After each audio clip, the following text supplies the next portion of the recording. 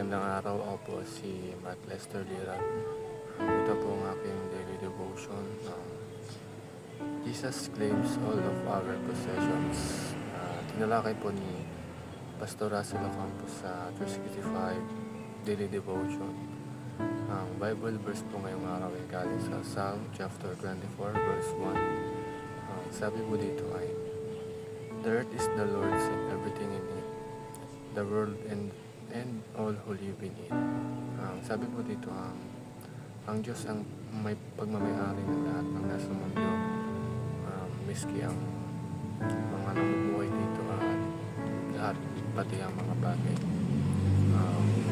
Unang katuruan ngayong araw ay galing sa ang unang katuruan ngayong araw ay the Lord owns all things.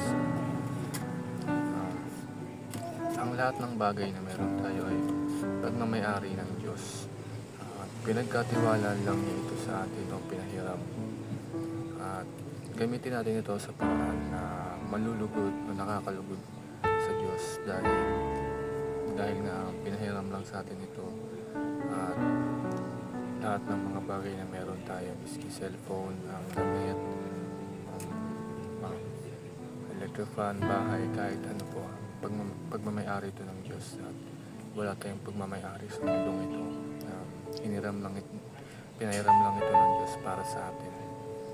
Ang second teaching is the Lord owns all people. Ang lahat ng mga nabubuhay sa mundong ito ay pagmamayari ng Diyos.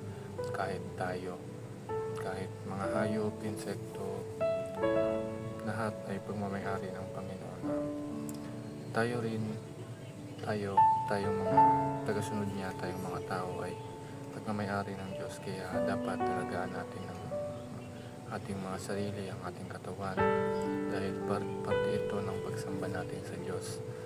At kung pinahiram lang sa atin ito ng Diyos, ay kailangan alagaan natin ito. Mag-exercise tayo, alagaan natin ang ating kalusugan, dahil pinahiram lang ito sa atin ng Diyos. At pwede ito bawiin ng Diyos kahit kailan niya gusto. At ang huling teaching ngayong araw ay the Lord holds all people accountable. Ang lahat ng ginagawa natin ay mula sa pananalita, kilos, lahat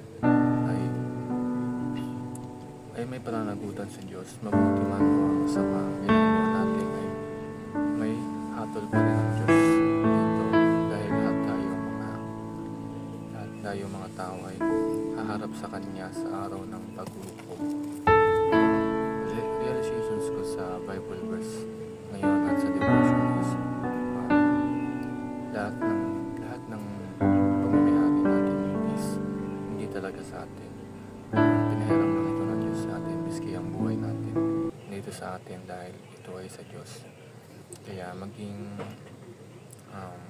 gawin natin itong nakakalugod sa Diyos, at gawin natin yung mga bagay na magugustuhan at matutuwa ang Diyos dito. Yun lamang.